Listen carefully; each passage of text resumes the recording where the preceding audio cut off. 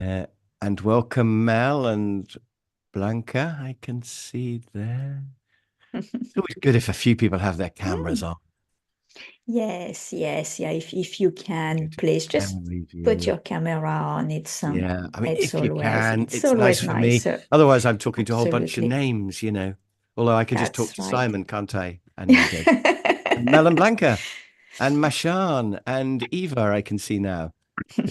By the way, if you're going to eat your breakfast at the same time or whatever, I'm fine with that. I'd rather see you eating your breakfast than not see you. I'm happy to see you in a giraffe Absolutely. onesie or whatever. Oh, well, this is Absolutely. great. We're on to our second page of names now. I love that. Mm, You know you've yes. arrived when you've got more than a page of Zoom. So that's Absolutely, absolutely. No, I can see that. Yeah, definitely people are joining. So that's very good. And yeah. so hello, everyone. Good morning, good afternoon, depending where you are in the world. Hello and welcome to this IPM EMEA webinar series. Mm, And if you're a project manager, if you're involved in project management in whatever role, or if you're just interested in project management, well, this is the place to be. And every first Friday of the month, we'll be holding a webinar in this series to talk about a lot of different things around project management. I'm your host for this webinar series. I'm Nadej Minoir, and I am a specialist in project management communication. So myself and Chris, if you want to connect and if that's okay with you, Chris, at the end we oh, yeah. can, Follow me for on instance, LinkedIn, please put do. yes, absolutely. And please, in the chat, let us know where you're calling from this morning. And yes, yeah, if you want people to connect with you, just drop your LinkedIn profile in the chat and we'll connect together. So today it's a real pleasure to welcome in this webinar series Chris Croft. So briefly, a few words about Chris, and he will be able to tell you a lot more about himself in a minute. So actually, Chris comes from an engineering background and he has a master's degree from Cambridge University and qualified as a chartered engineer. And he then worked as a senior manager in manufacturing for 10 years. And he gained an MBA and worked as a university lecturer for 4 years before starting his own training company, and that was 25 years ago. So, in this training company, Chris runs face to face courses in the UK, Zoom training, online training for companies wherever you are in the world, makes video courses also in his own studio, and is number 11 in the world on udemy.com. Well done, Chris. A lot of people I want to be following in the your top 10 courses though. there. Number Mm, 11. yeah. And is for basically its video courses on time management, project management, as well as other subjects, and also on LinkedIn Learning. And for instance, on LinkedIn Learning, his various courses have about 20,000 views per day and over 15 million views in total. So we really have an expert here today with us. And so you can follow him on LinkedIn. He also has a YouTube channel if you want also to put the link to your YouTube channel, Chris. And you can also check his 18 books on Amazon. So this is our guest. You can see, well, a very, very special guest, and I'm very happy to welcome you here this morning with us, Oh, Chris. And it is to you. thank you. That's a big build up, isn't it? Right. Yes. Thank you, Nadej. What a great name that is as well. Nadej Minoir. I love that name. Absolutely. Film star name. Right. So yes, hi everybody, and it's great. Nigeria, Yorkshire, uh, Mm, Ireland, all over the place. All these places I'd yeah. rather be in some ways. South Africa, bet the sun's shining where you are. Lisbon. Ooh. Anyway, so we've got 1 hour, and we're looking at the sort of people side of project management today. We're looking at management style.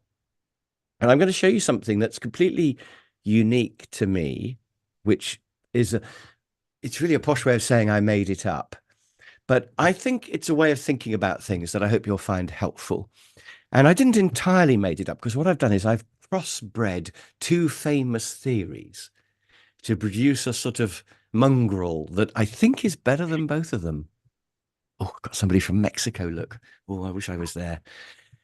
Yeah, so a crossbreed of two theories, which I hope you'll find useful. And the first one is Tannenbaum and Schmidt. Has anybody heard of Tannenbaum and Schmidt's management continuum? It's a great name, isn't it? Tannenbaum and Schmidt it's quite a famous theory. Simon will know because he came on a course I did ages ago. Probably forgotten it now. But basically, what they say is the first thing you've got to decide as a manager is how much to involve everybody else in the decisions you make. Okay, so I'm going to draw sort of a square. Let's just make sure it's the right size for the screen. So yeah, it looks about right, doesn't it? Yes. By the way, we could email you a neat version of this afterwards. Can we do that, Nadej? We can email stuff, Yes, can't we? we can do that. We can do Yeah. that way. So I'll send you. Yeah. I think what I'll do is I'll send you a copy of this, a picture of this, a neat picture of this afterwards. Although you might want to spotlight me. Should I do that anyway? I think I can spotlight for everyone.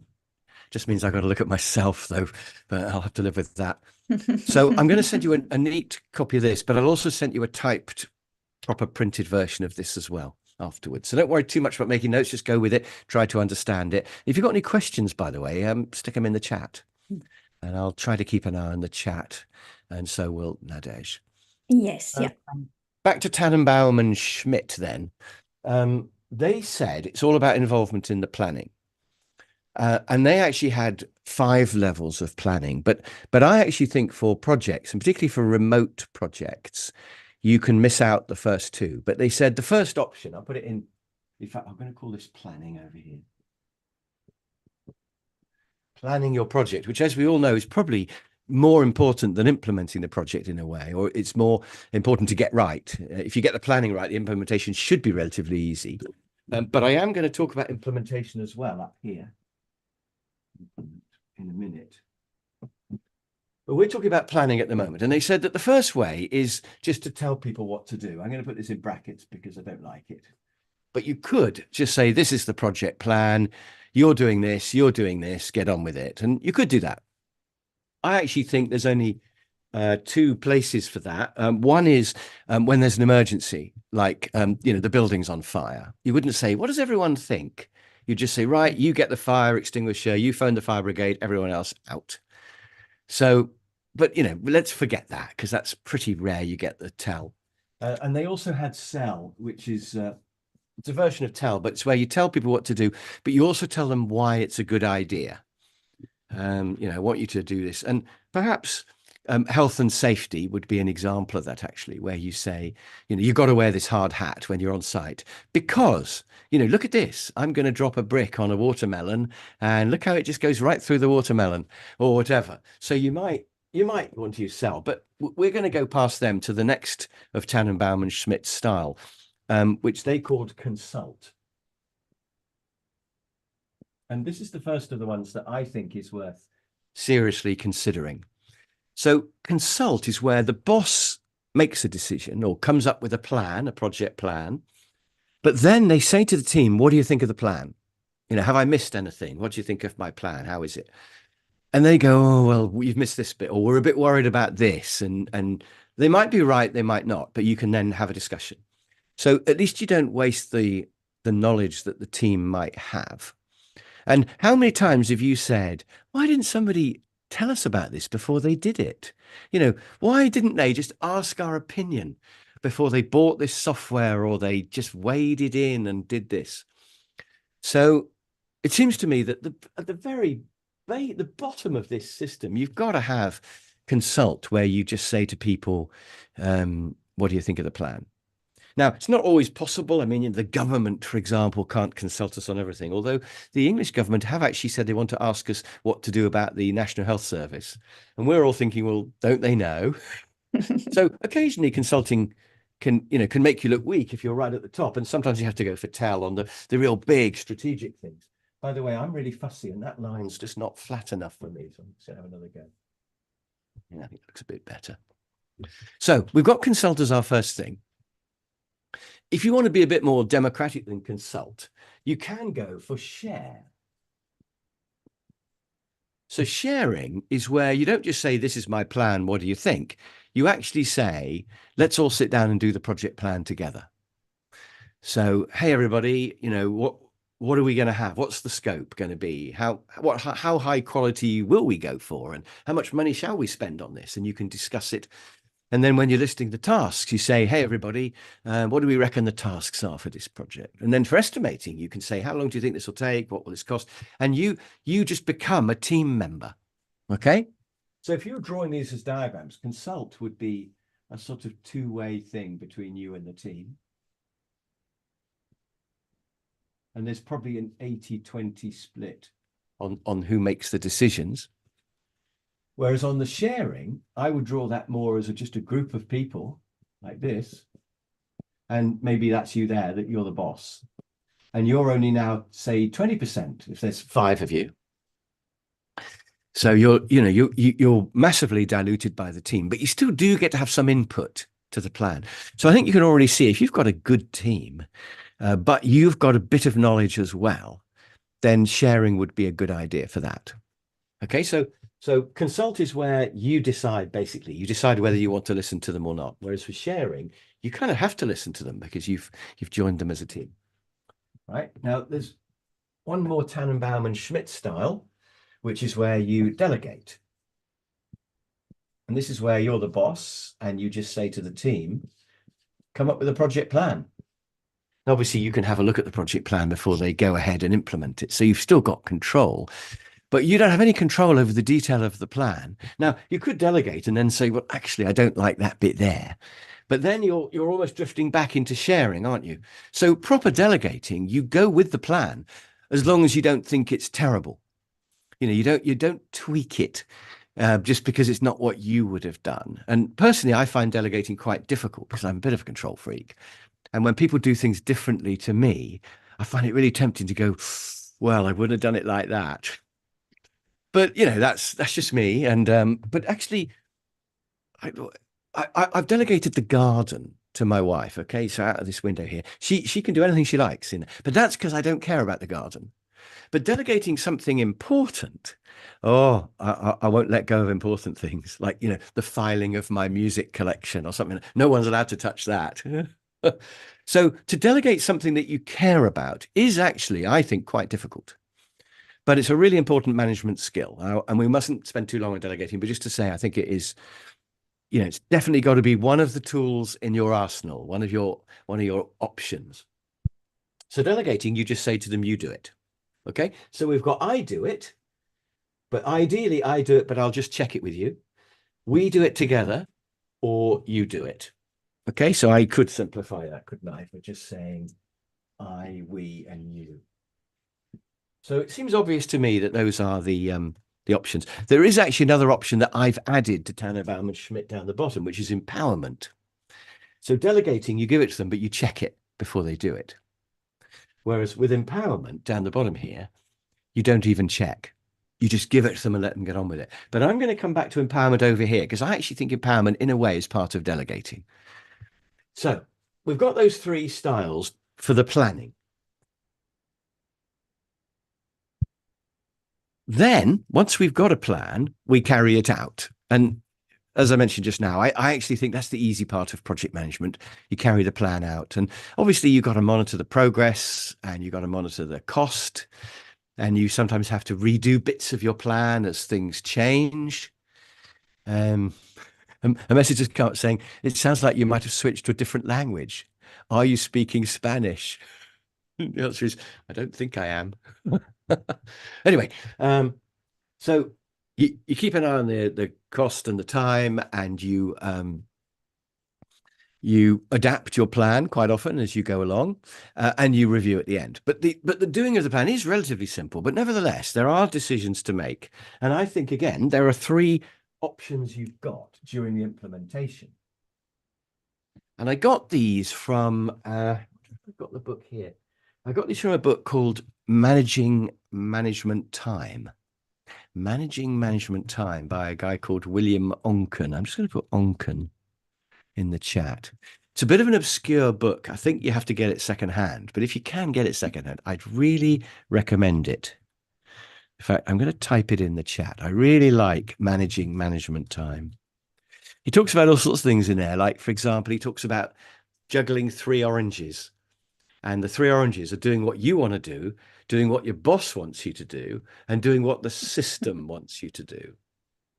And he says that most people are what he calls two orange jugglers. So they either do what the boss and the system wants, and they don't do what they want to do, or they do what them and the boss want, but they neglect the system, or they neglect their boss. They do what they want to do in the system, but they neglect. And if you're a one orange juggler, you're just hopeless. If you just do what you want, you'll be in trouble. If you just try to please your boss, you'll be in trouble. And he says somehow you got to juggle all three oranges, and he talks about how to do that. And then he talks about something really brilliant, which is what I've got here, which is something called the freedom ladder. So he says, when you're implementing the project, the dilemma you've got is how much control you give to the people, how closely you monitor them, or whether you just let them, basically how much freedom you give them. And that's based on trust. All right. So this first bit is really based on their knowledge, how much they know and how much you know. So if they don't know anything, you'll have to do this. Whereas if they know a lot, you can do that. But this is really about trust. Okay. So he says that the minimum level of trust really is just don't do anything till I tell you. I'm not going to write that one up because we're not going to use that one. Don't do anything till I tell you. And then the level above that, he says, is people asking what next? What shall I do next? But I don't think we even should have that on a project. I think we should go to my third one straight away, which is check before. Put here, check before. Okay, so this is where people have to come and see you and say, I want to put the price up on this particular customer. Is that okay? Or actually, a really good example where you'd have to check before is, I want to recruit another person. I want to have a PA. Is that all right? And I think probably in every organization in the world, you have to get permission before you recruit a person. It's very rare you can just do it without checking with anybody. Okay. But so that would be check before. Now, the next column, as you could probably imagine, is report after. Report after. So this is where you can just do it, but you have to tell your boss. You have to say, by the way, I recruited a couple of extra people yesterday. You wouldn't do that. But you could say to your boss, by the way, I've agreed a price increase with a particular customer, or by the way, I've changed supplier. You might be able to do that without checking with your boss. Or by the way, we worked overtime at the weekend. We had to, it was a problem, just so you know. So there's a whole level of stuff that you report after. And in the book, Managing Management Time, he says, you've got to know which of these everything is in, everything. So if I need to buy a new desk lamp, can I just buy it? Or do I have to check with my boss? Because there is a risk I'll buy it. And my boss will go, you should have checked with me first. That's a non-standard one. Or we've got them in stores. You should have checked. But there's also a time when you say to your boss, is it okay to do this? They go, yeah, of course. Why are you asking me? Just get on with it. So usually in a new job, you find out what you can do with just without checking and what you have to check. Okay, so we sort of know where we are. But on projects, you could have either, as we will explore in a minute. So you've got check before, you've got report after. I wonder if you can guess what the last column is going to be. So the last column is no checking at all. Just free to act. Free to act. And I mentioned empowerment just now. And empowerment is where people can just get on with it. You don't even know what they're doing. So, for example, just give you one more example of these. I've got a bit of a thing about coats and jackets and things, and I'd quite like a new Gore-Tex jacket. But the question is, do I need to get my wife's permission to buy the new Gore-Tex jacket? You know, is it a check before, or is it just say to her, oh, by the way, I got a new jacket, or do I just do it, not even mention it? Hope she doesn't see. And if she goes, is that a new jacket? I can go, no, I've had it for ages. Uh, and by the way, I usually check before. I think we've got quite a civilized marriage. But a friend of mine, by the way, he got home and he suddenly realized there was a huge animal in the. He went, and there was this great big dog, and his wife had just got this dog without checking before or reporting after. She just she saw it. It was a stray greyhound that needed a home or something. Somebody told her about, and she went, "Oh, it's lovely," and she just got it. Now, I don't know about you, but I think getting a dog is a 10 to 15-year commitment. And I just think it might be a good idea to check if you're married with your other half that they're okay with that. And they've since got divorced, by the way, these two. And as soon as that happened with the dog, I knew, I knew that was, that's just unbelievable, isn't it? To not check before you get a dog. But something like the Gore-Tex jacket, is the dog's actually no, the dog has now died, but the dog lived to about 12. It managed to kill the neighbor's cat as well, by the way. I shouldn't be laughing, should I? The cat used to tease the dog, and the greyhound, he was quite old, but he was still very fast. And he got the cat and he went like that with the cat and it was dead. And my friend didn't tell the neighbor. He didn't report afterwards. He just put the cat in the bin. And the neighbors were going, have you seen Fluffy? And he was going, no. And it's awful, isn't it? I think to this day, he never told them. And his address is no. So anyway, but going back to the coat, my I nearly always ask my wife, what do you think? Can I get this? Should I get this? She always says yes. And I was thinking, what a great wife she is. But then I realized, no, the door's shut. I realized I know why she always says yes when I want to get things. And that's because quite often she says, oh, what do you think? Shall I get that handbag or those shoes or that jewelry or whatever it is? And of course, I kind of have to say yes because she let me get the coat the week before. So it means she can get whatever she likes. So yes, I suddenly realized I've been manipulated for the last 34 years. So checking before, reporting after, or free to act. So the question is, where are we going to be on this? And when I was looking at these two theories, the theories they're not very clear about whether they're about planning or doing. But it dawned on me because Tannenbaum and Schmidt, they talk really about delegating the doing. But I think Tannenbaum and Schmidt really is about planning. And I think the Freedom Ladder by Onken is really about doing. And it occurred to me that it's possible that if you give somebody more freedom in the planning, you might want to be a bit more controlling in the doing. Whereas if you're quite controlling in the doing, you might be able to give them quite a lot of freedom in the planning. So there might be a sort of inverse correlation between these two. So I started thinking about this 3x3 and what is in there. And the first bit of, I would say, good news is that we can rule out some of these. And in fact, I'm going to number them. A, B, C, D, E, F, G, H, and I. I'll call it J, so we can definitely tell it's not a one. So could you just put in the chat which of these you think we can rule out as a style you would never use? It's just a stupid way to manage people. It just doesn't make any sense. Which ones can we rule out? Can you put in the chat any of these boxes that you think you definitely just wouldn't want to use?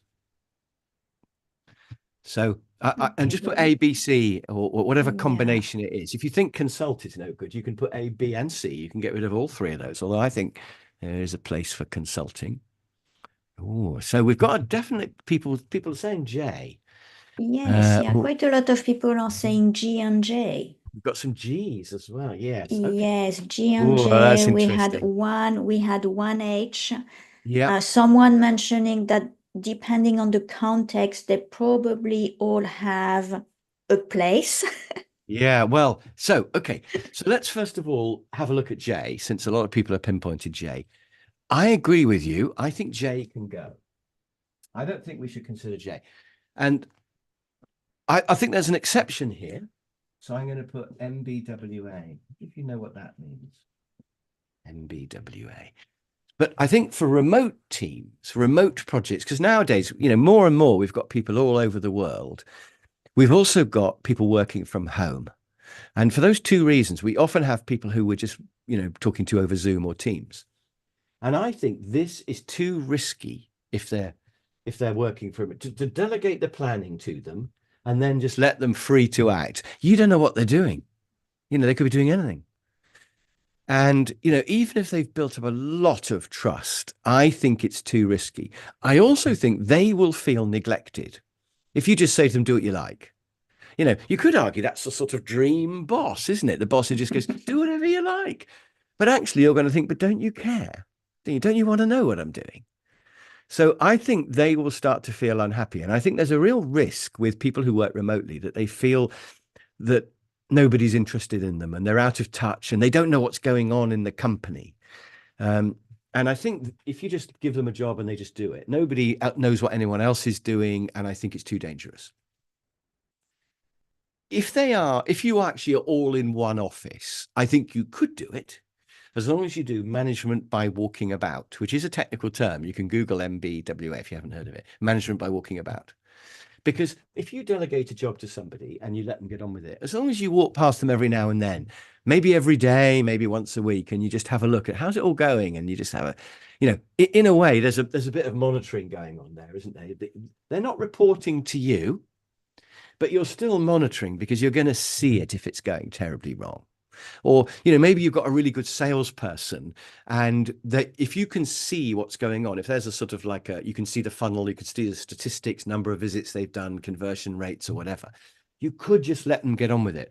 But of course, really, you're monitoring, aren't you? You're monitoring them after they've done stuff, but really you're doing this box here. So I think even managing by wandering about really converts this into here, doesn't it? It's another way of monitoring. So I agree. I think J's got to go. I think it's too risky. I actually want to keep G. And I'll tell you why in a minute. But let's just get rid of the other ones that we can get rid of. Now, I'm quite surprised that, I've got some J. Yes. Nobody said A, but I want to suggest we can get rid of A. Because I think A is too controlling. I think if I'm making the plan, and yeah, I'm giving you a bit of a say just to check that I haven't missed anything, but it's basically my plan. I don't then need to say to you, right, check with me before you do each part, because I've already said this is the plan. We're going to do this, this, and this. So after that, you don't have to say, is it all right to do the next bit? Because yeah, it's my plan. Of course it is. I want to be able to show you the plan and you just get on with it. And I'd much rather you did B than A.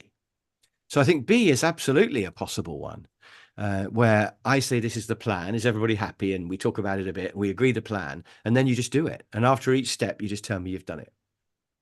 Or maybe every week you tell me how you're getting on with that step. Because the next step could be a 6-week job, couldn't it? So each week you tell me how you're getting on. Gosh, Jeanette's only coming in now. She's missed loads. Hope it makes sense. Welcome, Jeanette. I actually also think by the same logic, we can get rid of D. This is good because we don't want to have too many management options. It starts to get really confusing. But I think if we share the plan, I'm just going to draw a Gantt chart down the bottom here so that I can point to it. Small task, big task, etc. All right. If we've got some sort of plan like that we have jointly come up with, I've already approved that plan, haven't I? I'm there in the planning process. So you don't have to say, we've done this. Can we go on to this? We've agreed it. I just want you to tell me I've done that. I'm on this. I'm halfway through. I've finished this. So again, I think as long as you report afterwards, you don't need to check before. So I think we can get rid of D.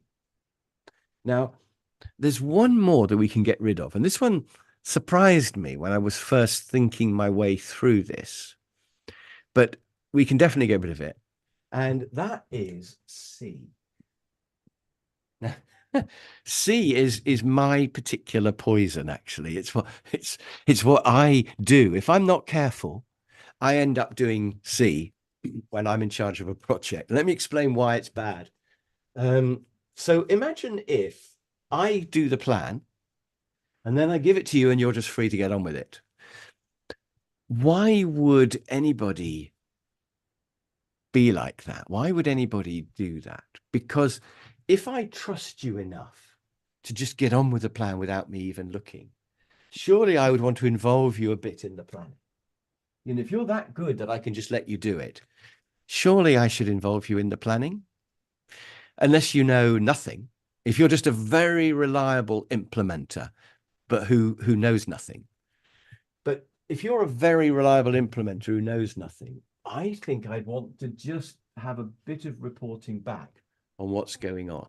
Now, the reason why I do this, by the way, is because firstly, I'm a control freak. So whenever there's a project, I immediately know how I want to do it. And my natural reaction is that I'll plan it and I might show it to you. I mean, to be honest, I'm actually sometimes quite a tell person. I'm sorry, but I am. Maybe that's what trainers are like, because they're used to just telling people stuff. Here I am telling you stuff for an hour, aren't I? So it could be that. But you know, the very best you're going to get from me is probably I might show you the plan. But I struggle to let go of control on these, and I know that's bad. So what I tend to do is I've got a very strong idea of what the plan is, and then I give it to you to do. And then if I watch you doing it, I really, really want to interfere. I really want to go, oh, no, no, no, that's not quite right. That wasn't what I was imagining. And I find it really hard to let go and delegate. So what I do is I don't even look. Rather than getting you to report as you go along, I tend to go, just do it. I can't look. And I just kind of abdicate, really, which is not the same as delegating, is it? Because delegating, you're supposed to monitor and support. With abdicating, you just walk away and you don't give them any support. So control freak plus abdicate is my natural style, which I have to try to resist. And Chris, that's really what that is. Yeah. there's a question. Can I interrupt Mm. you? So Carlos is asking, so do you say that all this is get control in the project in a waterfall method, but what with the flexibility of agile? Well, I think agile is very much about sharing everything, isn't it? So I think agile would not be consult, it would be share. And then I think there is reporting afterwards. I don't think that there's really checking before because there isn't really much of a plan. There's more. I think agile is either, if I'm going to put a little A where I think agile is, I think agile is either here or here. It's these two boxes, isn't it? Because you share the plan. Or I don't know, actually, you could even delegate the plan actually to an agile team, couldn't you? But I That's do right. think in fact, it's these four because you either share or you delegate it. And then they either just, there's a bit of we've done this, or there's nothing. And I think that would worry me with agile because you don't know what the plan Yes. is and you don't know what they've done, although that can happen. And people will say if it's a really good team, you can do it. But I think that's too risky for me. Got to have some control, haven't you? But I think agile Yes. could be these. I don't think it's ever up here. I think it's very rare that somebody's telling the whole agile team what to do. And that really, why would you be so controlling on the planning and then just let them do it? Absolutely. I only do it because I can't bear to watch. I just want to tell them it and walk away. And weirdly, that's where training is. Because I'm here telling you a load of stuff. And then in half an hour from now, I'm going to go and I'm never going to know whether you do it. You're free to act, free to do it or not, up to you. Coaching would be down here where we'd sort of, we'd share the decisions and you'd tell me how it's getting on and coaching would be there. But training actually, I think is up in that box, but it's not a good management style. It's not good for projects. Yeah. So the good news is that can go. So what we're left Absolutely. with then is 1, 2, 3, 4, 5 styles. And I think the game is to choose between these 5 styles. So I just want to tell you a bit about each of these styles and why you might choose them. Okay. And in fact, we better do them in order. So style number 1, consult with the team and then they tell you how they're getting on. I'm going to call this Split. I've been trying to think of good names for these, and to be honest, I think it probably still needs a bit of work. um, but this is where I think there's a split between the brain and the hands, right? So if you were, let's say, a civil engineer and you had a load of men and women in hard hats doing the actual building work, I think you might do the designing and the calculations and all of that. And then you might say to them, right, do the job and just tell me after you've done each bit. And they're not really involved in the planning because you're the clever one. It's you that knows all about why. But I think I'd still consult them, by the way, because they might say, well, Chris, you don't know this, but our digger can only get through a certain size of gate and you've made it a bit too small. The digger won't be able to get in. And I'd be thinking, oh, yeah, good point. Didn't know that. So, it's always good to consult, isn't it? But basically, I would do all the clever thinking and then they would just get on with the job. So if there's a split between the brain, which is me, and the hands, which is them, then I think you could go for type number one. But what I would say is never underestimate people. Never assume that your team are thick and you have to do all the planning. And I think it's probably always better to come down here and share the planning. And even in my example, where you're going to be, digging this hole in the road or whatever it is, why not get all those people together and say, look, how do you think we should do this? Because they may have, they've got years of experience. They may not have a fancy pants degree like I've got, but, maybe they can add to the plan. So I think generally two is better than one. But, there are times, I think, when, if you really do have to go for consult. But if you're going to go for consult and you're going to do most of the planning because you're the one that knows most about it, I think you definitely want to go for report after. Because you don't need to check before because it's your plan. And you're not going to be able to let them be free to act, are you? I mean, if they can't even contribute to the plan. So that's one option. When you're dealing with people who are, they're trustworthy and they're great, but they just don't really understand why it has to be the way it is. Okay, so that's the first one. And I'm just looking here. It means we shall not include them or consult them in the planning phase in any scenarios. Never underestimate the team. I think Shori agrees. And, I think you could almost rule out consult, but there are times when you have to decide things. I mean, something like, really big decisions, like, let's say, moving head office to a different country. There comes a point where you can't totally share all those decisions. You make a big high level strategic decision, don't you? And you might just consult a few people and just check we haven't missed something. But basically then, as you carry out that project, I think you would want to just make sure they were doing it and get them to report after they've done each part. Right. Number two, I would say this would be my go-to style. If in doubt, go for this middle one.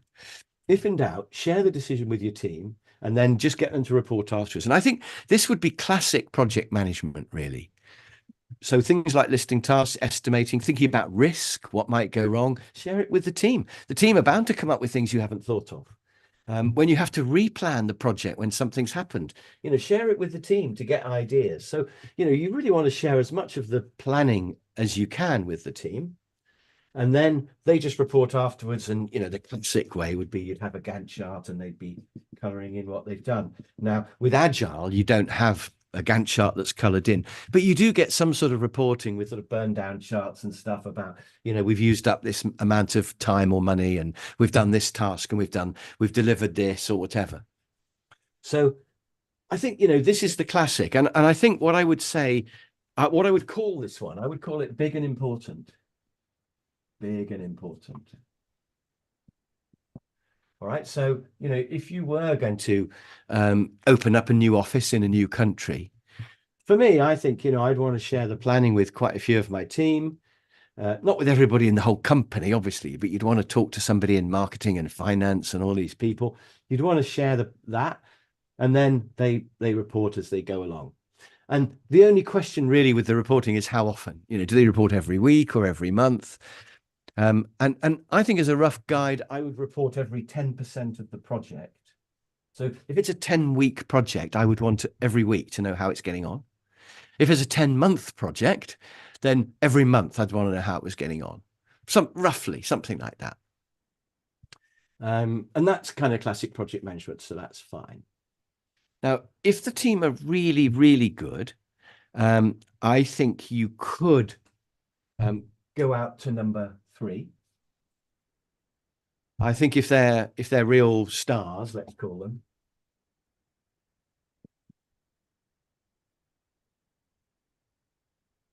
if they're really, really good people, you could just let them get on with it.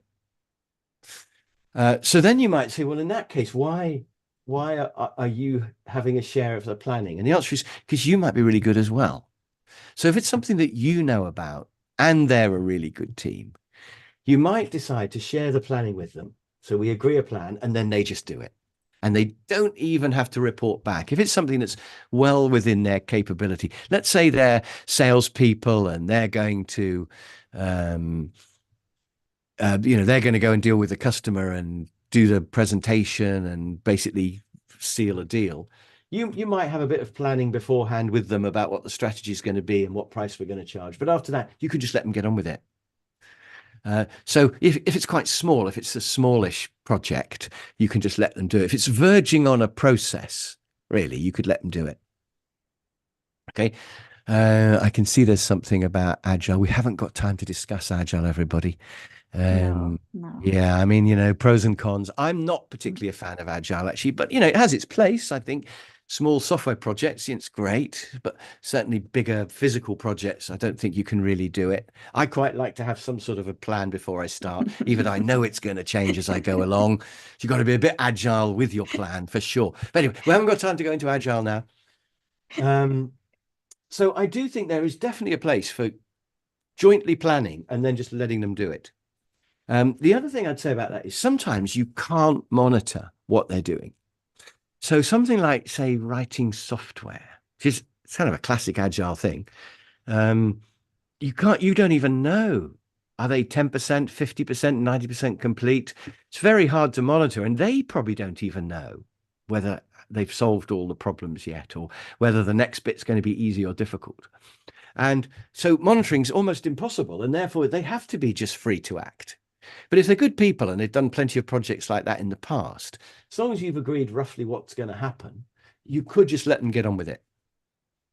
So, perhaps that's really the out-of-the-box where Agile is mostly there. Okay, so that you could do. Now, whether they're working right in front of you or working remote, I think doesn't really matter too much because you can monitor people with a Zoom call every week. And I think ideally you would, because they would feel involved and they'd feel important. If you, the boss, have a call every week where you say, how's the project doing? That person will feel that you care and that you're interested. I mean, you're checking up on them as well, but they want you to check up really, because it shows that you're interested in what they're doing. So, I think there's a lot to be said for reporting after every week, just having a Zoom call and looking at the Gantt chart or whatever and just seeing how it's all getting on.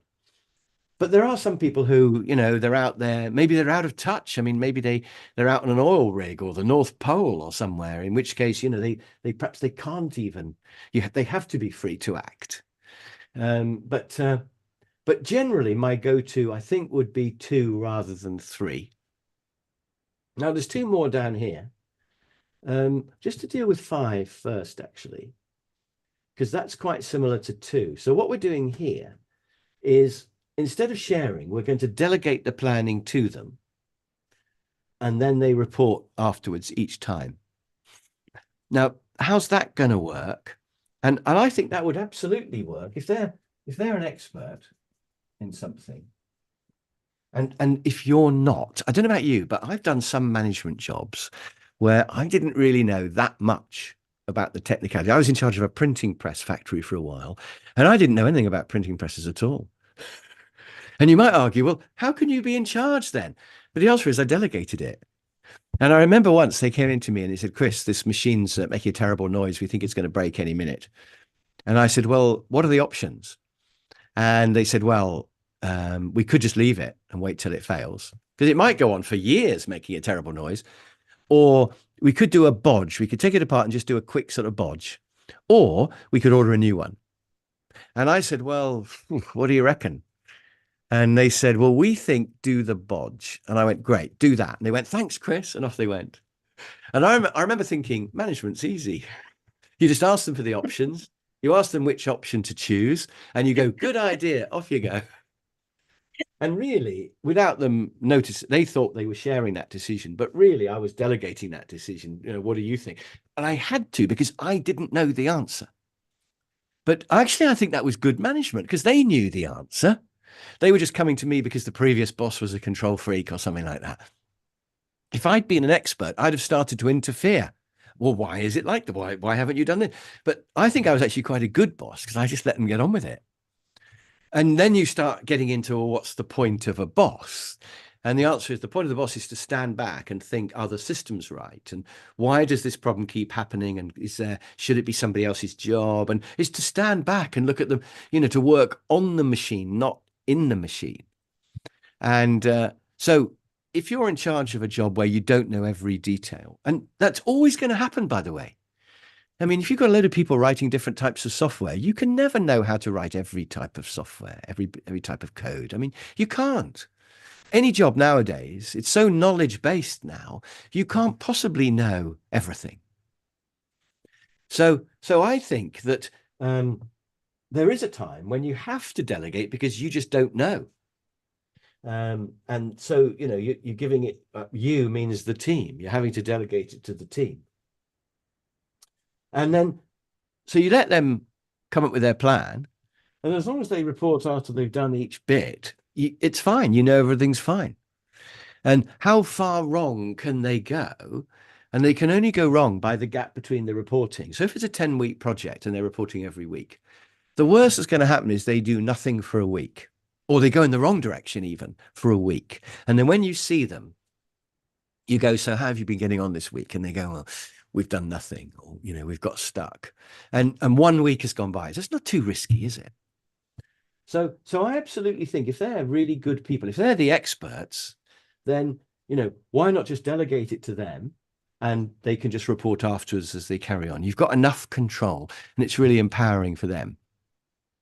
So I think the only difference between 2 and 5 really is whether you share the planning or whether you delegate it. And I think the only excuse for sharing is because you've got valuable knowledge to put in. But always bear in mind that they probably also know those things that you know. So you might as well just give it to them and just delegate it to them and let them get on with it. Okay, so that's number 5. And I think there is an argument for 2 and 5. And maybe you would do 2 to start with, and when you really trust them, you'd move to 5. But you could move from 2 to 3. Do you give them more freedom on the implementing, or do you give them more involvement in the planning? I don't think you can give them both, because I think it gets too loose. And I think that the differentiating factor between 3 and 5 is really how much you know compared to how much they know. If you know loads, but so do they, if they know everything that you know, if there's a subset, so if this is them and this is you, then really you might as well just delegate. But if this is what they know and this is what you know, in other words, you know some stuff that they don't, that's relevant to the project, obviously, then I think you should share. Okay. Now, obviously, when you're deciding which of these styles to use, you could just think about my 5, and I'm coming to this one in a minute. But the other way to do it is to think, where do I want to be on this? Can I delegate it to them? Do they know everything they need to know? Or is there some stuff that only I know? Or am I really the one who knows, and I might as well do most of it and just consult and show them the plan? So decide that, and then think, right, where are we going to be on here? Am I going to check? Do they have to check before? Are they going to report after, which is the main one? Or can I just make them free to act? And that will give you the combination of where you want to be. And if that combination of this decision and this decision means you end up on one of my red crosses, then you've got it wrong. You need to just have a little think. So if you find yourself pointing to here, then you need to move to either number 1 or number 3. Right? If you find yourself pointing to here, then you need to move to number 5 or possibly number 3. Okay, so that's how you would do this. You would decide this, and see where you're going to be. And I think you should do this for every job, by the way, every project and every job. So if you think, we need to cut costs and I'm going to give it to Simon Harris to cut costs, you should immediately think to yourself, right, how are we going to work? Am I going to share this with Simon or am I just going to delegate it? And during the implementation, he's probably going to report afterwards, isn't he? So you need to decide how that's going to be, and you need to explain that to him. And it's exactly the same if you're giving it to a team as if you're giving it to an individual. So the whole team, we maybe share or delegate, and then the whole team reports. It's the same.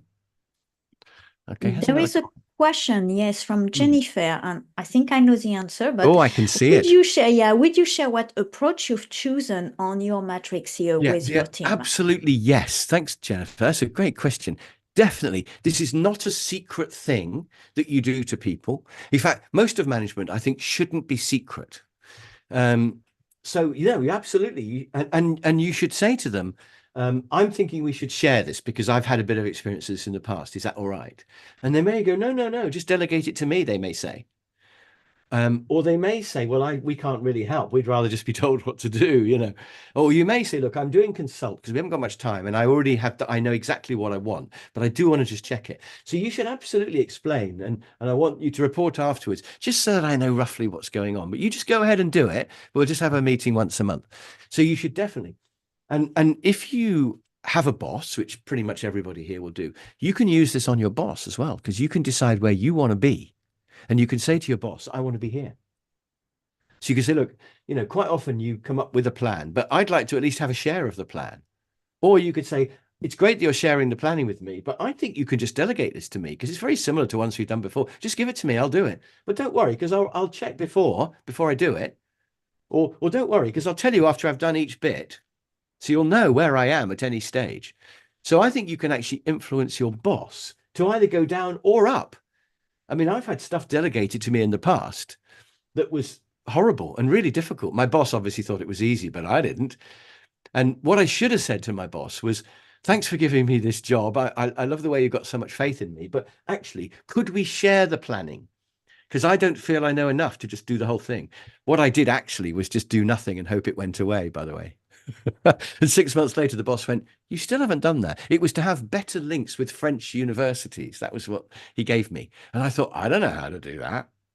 And I should have said, could we share the planning rather than me doing it all? Because I think you know probably more about this than me. And he would have gone, yeah, good idea. So you can actually influence your boss's management style. An interesting question, I'm sure, about will people take an offense? I think it's all in the diplomacy of the words. If you say to your boss, well, I think you're a real expert on this, and I'd love some of your knowledge to be in the plan. Could we share? Or why don't I save you the time and I'll just do it for you, but I'll show you the plan before I do it, just to reassure you. I think you can probably sell your boss on that. Either, their ego for being involved or their time for delegating. So I think, with diplomacy, we can do it. So you can use this upwards as well as downwards. Always use it downwards. Always think, how am I going to manage these people? And it absolutely, it's not secret. Now, time's getting on. I just want to tell you about this last one here, which I think is a really interesting one. Delegate the planning to them, but they have to check before they do it. Now, there's 2 ways you could do this. I'm going to draw a little picture. Either you delegate the planning and then they come to you with one big plan. Gosh, Anne-Marie is in the waiting room. Gosh, she's missed a lot of stuff. Still, it's been recorded, hasn't it? There's a video, isn't there? No, yes, there is. Yes. So this is where the person works out the whole project plan, basically. Let's assume we're not doing agile for the moment. They come to you, waterfall, with a whole big Gantt chart and everything, and say, this is the plan. And you look at it, you say, yep, I love it. Or I love it, but I'm a bit worried about that task there. Are you sure you can do that in 2 weeks? Because I think that'll take 6 or whatever. So they come to you with the plan. You approve it, and then off they go. So check before, and after they've done that, you could actually perhaps move them into the, report after they've done each bit. But at the very beginning of the project, they approve. They bring it to you for approval, right? The other way you can do check before is where they check before each little bit. So they say the first bit of my plan is for me to, put this out to tender or something. Is this okay? And you go, yep, and they do it.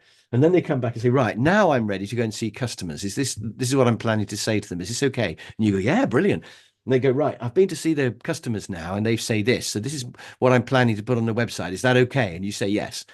So you approve each bit before they do it. I mean, that's almost coaching, isn't it? That would be, I would sort of call that coaching for a new person where they approve each bit. I'm going to put coaching there. And I actually think there are two people you might use this for. So in here, I'm going to put trust and test. All right, I'll just explain what I mean about that. 5 minutes left. We're on schedule. When people ask me to do a talk, let's take this very talk I'm doing for you today, right? The IPM have got me in to do this, and they don't know me. They don't know what I'm going to say. You know, I might turn up naked to this presentation. You just don't know what I'm going to do. And that's quite risky in a way. So how do you manage that?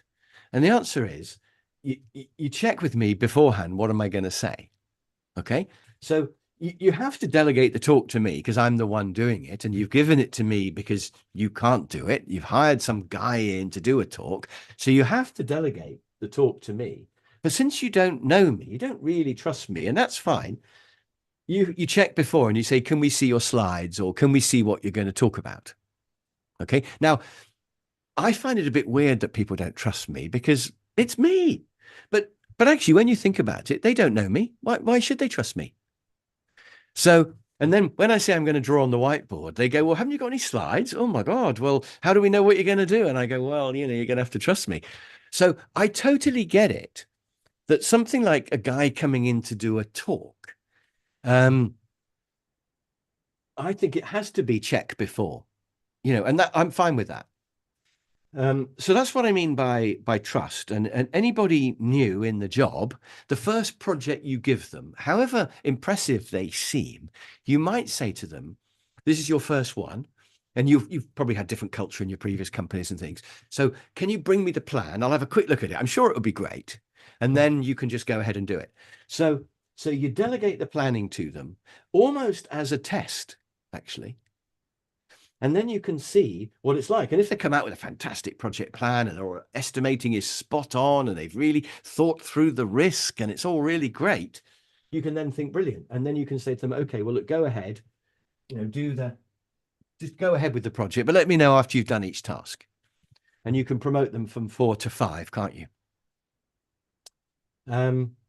So I absolutely think that if it's a new person you don't trust, or you want to test an existing person by giving them a bigger project than they would normally take on, you should go for option number 4. Give them the job, but have a look at it and see how good their plan is before you let them carry it out. So that's option number 4. So there we are. I think we've got 5 choices.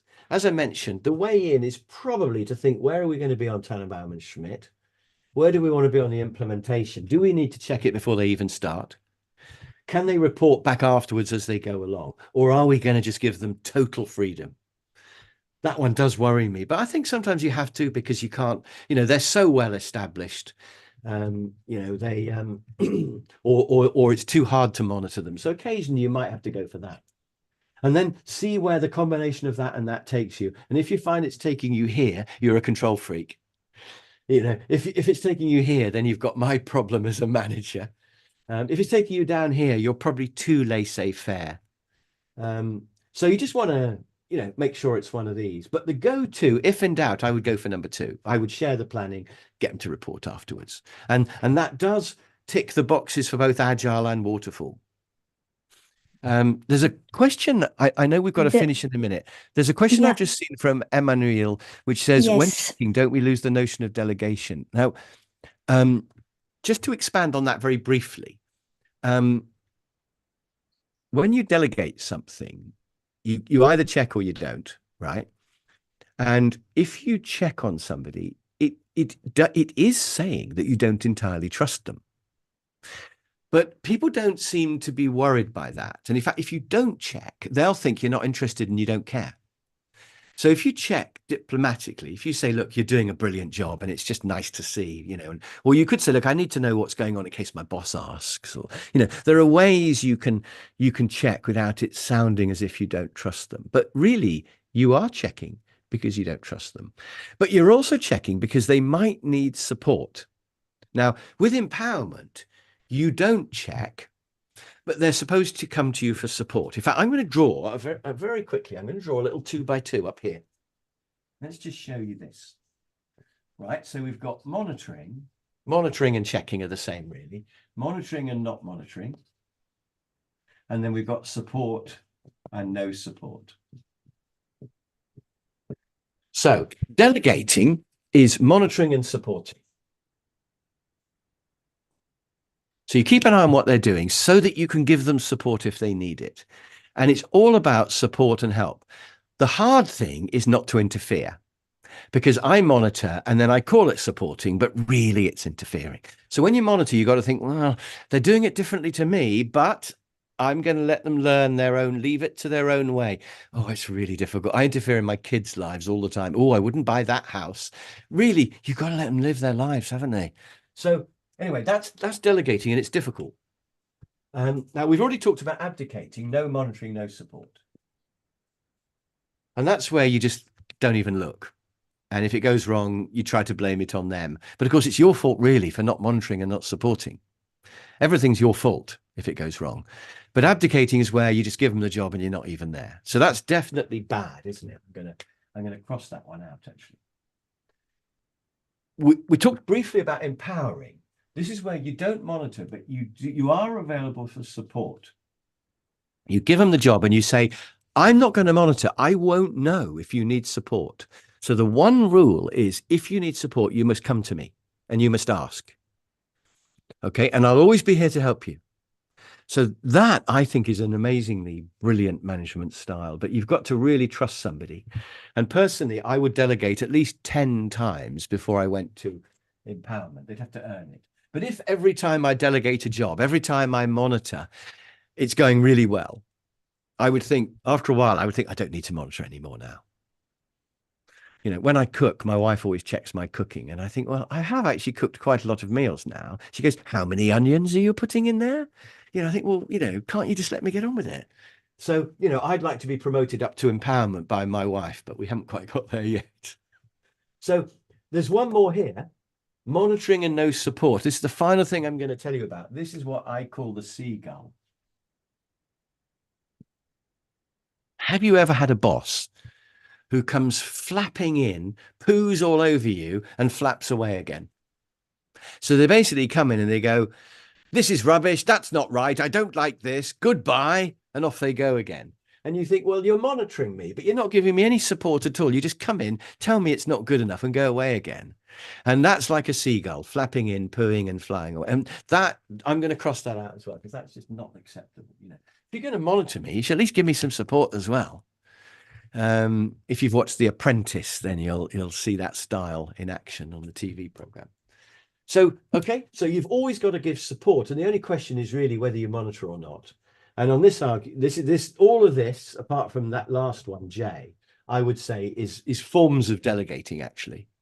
The only one that's empowerment is down here, because you've given it to them, and then you're not even monitoring. So this is empowerment here. I don't know if that's an answer to the question. 2 minutes past 10. I think we've got to finish. Absolutely. I hope that's made sense, everybody. And follow me on LinkedIn, by the way. I know I said that earlier on, but I post every day on LinkedIn about all kinds of stuff.